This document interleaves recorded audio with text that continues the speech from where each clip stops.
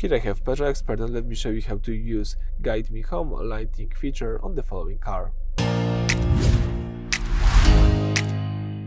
So at the very beginning, let's start by using the home screen. Use the car icon located at the upper right side of the screen.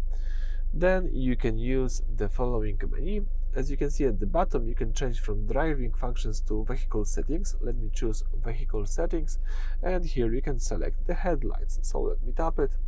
And as you can see, you've got here access to the following features, and one of them is Guide Me Home lighting. So let me enable this feature by using this toggle, and it keeps the headlights on for a short period after you turn off the engine and lock the car to help you see your way to your front door.